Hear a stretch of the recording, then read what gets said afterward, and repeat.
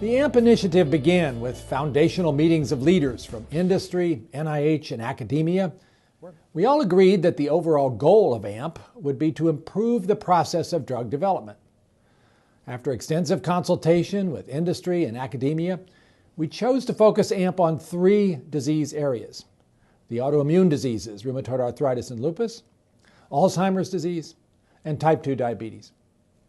When we started this effort, far too many candidate drugs failed in clinical testing, biomarkers were unreliable, and too few breakthroughs were reaching patients.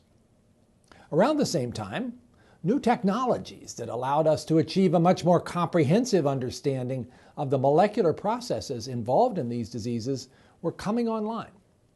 So it was clear that with these new tools, we had the potential to vastly improve our ability to pick the right molecules to target when we start developing new therapies. But that potential hadn't been fully realized. We knew at the outset that AMP would require novel approaches and big data, the sheer amount and variety of which meant that we needed to assemble a scientific dream team. Ultimately, this meant putting together a remarkable collaboration among government, industry, and academia.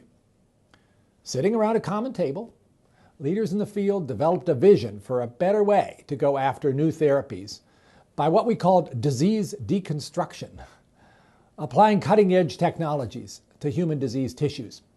And AMP is not only an exciting scientific endeavor, but also is an outstanding example of the power of public-private partnerships to transform research. Now, 2 years along, AMP has exceeded expectations for all 3 disease areas. Collaboration is the hallmark of all these endeavors. It is notable that in a world that promotes individual accomplishments, all of the AMP partners joined together to put the project's common goals ahead of the interests of a single laboratory or organization.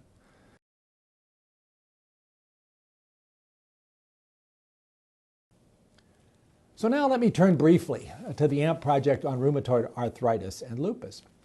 This AMP project is fundamentally changing the way we go after drug targets for these diseases. We all know that these conditions, which are part of a larger group of what are known as autoimmune diseases, are particularly challenging to treat.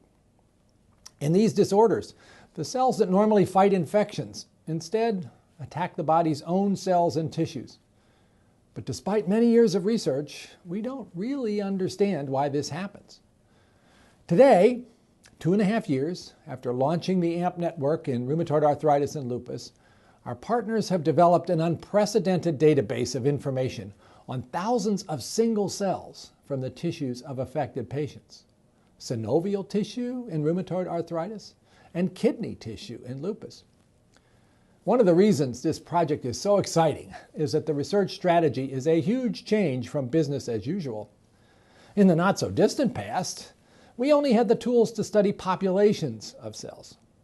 But now, using cutting-edge technologies of single-cell biology, we can look at what individual cells are doing in these diseases. Integrating that single-cell data to make sense of it in a broader clinical context was no small feat. Because of the large number of labs involved in this collaboration, researchers had to carefully harmonize procedures for obtaining patient tissue samples and maintaining data quality to make sure that samples and data from different groups could be analyzed together to yield meaningful results.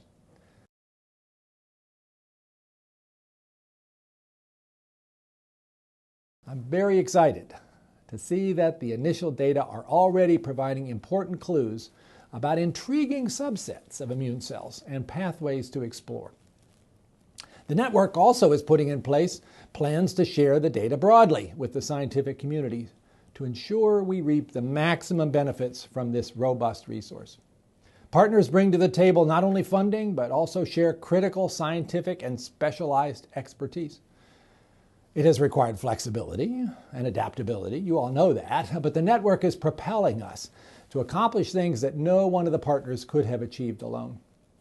And we at NIH are thankful for this opportunity to change the future of research in these diseases and ultimately to advance our goal of developing better therapies for people with lupus and rheumatoid arthritis.